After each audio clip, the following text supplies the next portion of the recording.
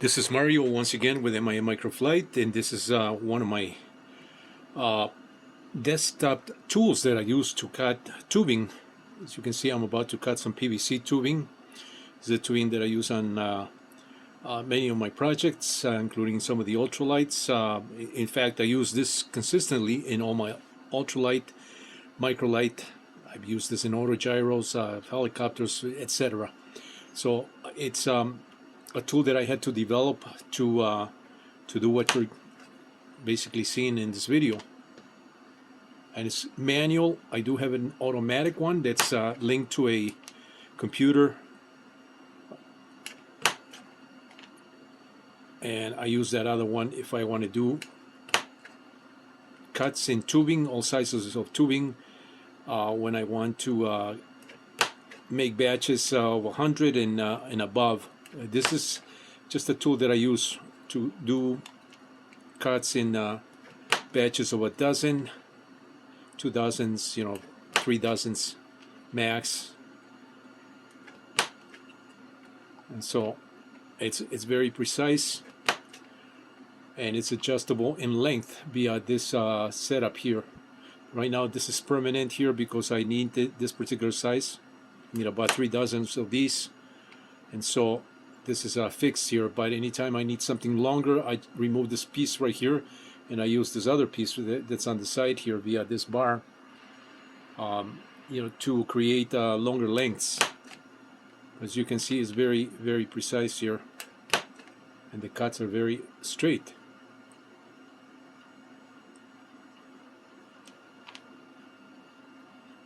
Now this tool can be attached to a base, wooden base, but right now I just have it kind of loose on the table here. I'm just putting pressure on the tubing over this surface here, just to keep the tubing or keep the tool from moving. But this can certainly be mounted on a vise or on a board, via a few screws, so that the tool sits more permanent. So this tool is very similar to a chop saw, in the sense that it's got a spring that's built into the tool itself. The arm is right there, so you can see it.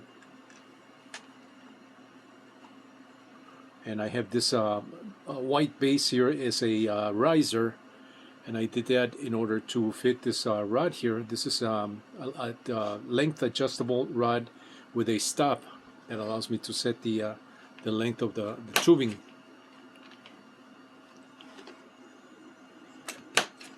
And so I'm just going to continue cutting basically this the rest of this this tubing here, this length of tubing, and create these short sections here. These are going to be for my connectors that I use for my RC ultralights and microlights.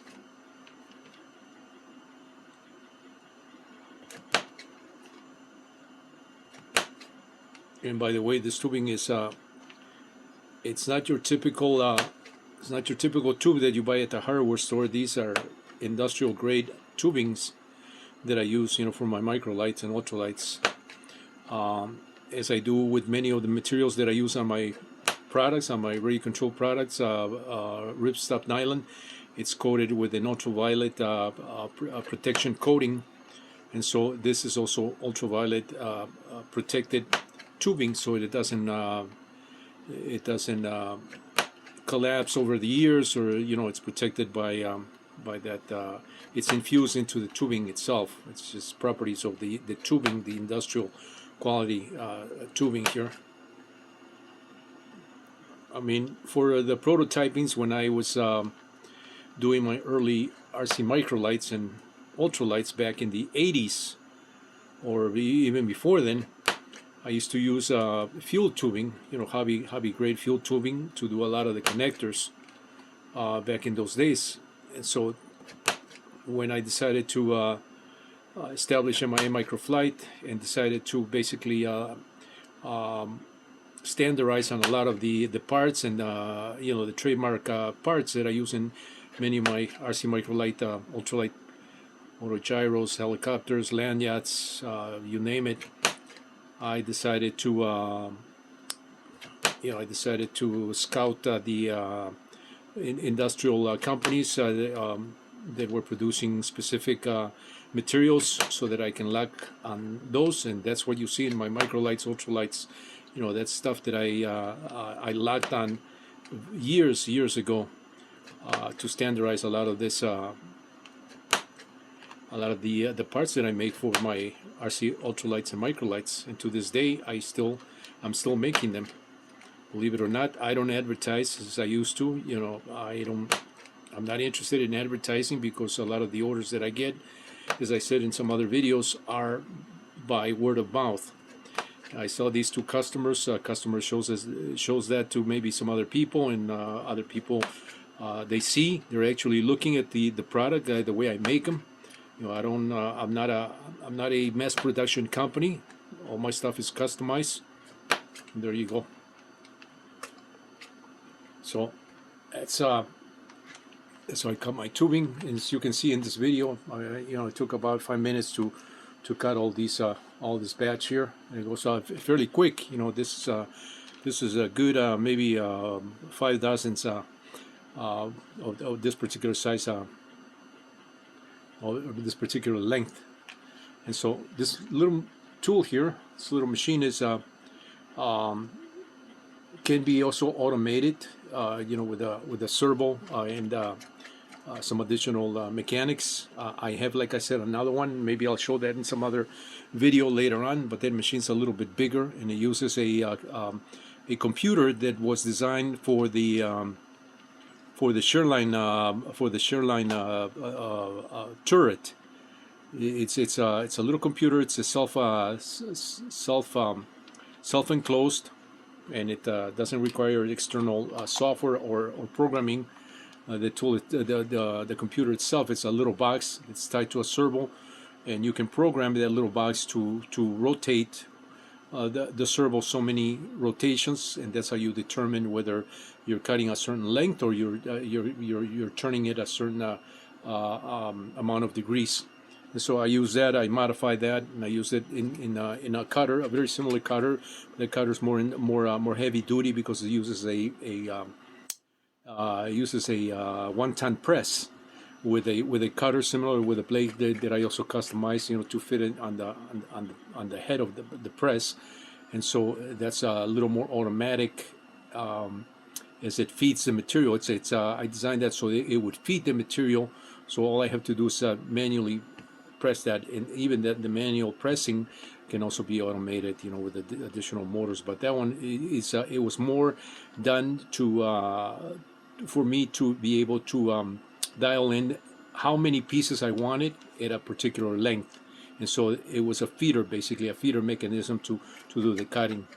And I would, when I was doing the micro helicopters, I used to cut a lot of little tiny tubing, to do all the connections, and very similar to what I do with the bigger stuff. So I had some young people work for me, and I would hire somebody just to come and just dial in the number of pieces that I wanted, the length on that machine, and all he had to do is just do this. So yeah, this is some of the cool stuff that I've never shown this stuff before, and I decided to show this because I think it's interesting. There are some people that have seen the stuff that I produce, and they have asked me, on and off. I get questions from people. It's like, how do you do this? Do you have special machines? No. For stuff like this, you saw how many pieces I cut here, and you don't need heavy duty machinery to do this. You can whip these things out fairly fast, and provided you have something that's going to help you in the process. Imagine having to cut this with a knife, by hand, and you have to measure, and you have to. I mean, I've done that too, where you can just put it up against a wall and have a predetermined mark, and then you feed the tubing. But this is a lot faster, as you saw in this video, when you have a tool like this. There are choppers that are kind of similar, you know, with smaller ones that are designed to cut tubing, and so this was this was kind of inspired by those cutters, but of course I had to do it my own way because you know, I have certain needs. You know, not everybody buys cutters or knives, you know, for the same purpose. You know, it depends what you do and how you want to approach those things and how fast and how many of these pieces you want to do it. And I mean, like I was saying, you can automate this even further, you know, with additional mechanics. But you know, for the stuff that I'm doing, this is just fine for me in the way that you saw it. I mean, I could spend here a good 15, 30 minutes while watching the news or TV, or even a movie, or listening to music, and I can whip out, you know, hundreds of these things in a matter of minutes. And so it's a very nice little tool. It's very precise. This is my first take. My second sort of iteration was this white part right here, this riser. Unfortunately, when I did the second part, my model had changed, you know, because I did this many years ago when I did this first print. And so when I came back recently, a couple of days ago, and I started building this base, you know, in order to introduce this guide here and stop and length setting guide and stop, I was working with a model that was a little bit shorter than this one here, than this print. So I think this was a first print, and maybe I modified the original file, and then I lost the original file, which was this length here. I mean, it doesn't need to be that wide, and so the model that I had was a little bit shorter, and that's how this came about, because I basically took that bottom geometry and made this piece here at the bottom. You know, it's just a little riser here, you know, as you can see it there. And so but I've already modified this also on the CAD so that it matches the bottom, and well, not so much the bottom, so that it matches some other features that I'm not showing here. But it also has provisions for this spring here.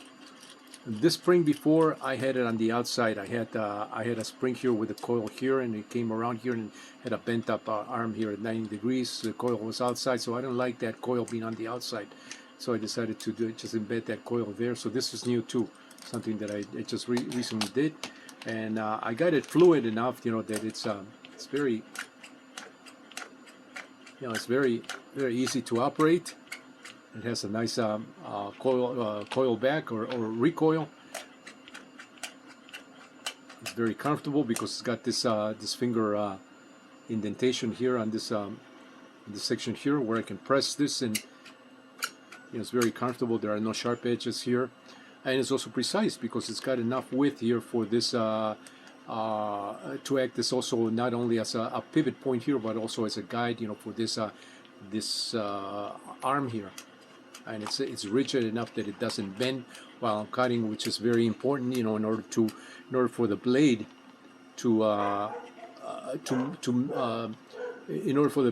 to match, you know, the slot here.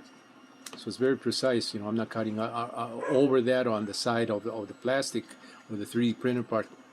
The blade is also my own blade. It's just a regular scraper blade that I modified on the sides, you know, to allow it to clear that. And not be so wide that it cuts over these areas here. So it's just you know, the blade is just at the area that it needs to be, right on the center line with this concave section, which acts as a guide, and also a basically a guide, you know, for the tube, you know, to sit on. So anyway, this is Mario once again with MIM Microflight. One of my little tools that I really like. Stay tuned for more.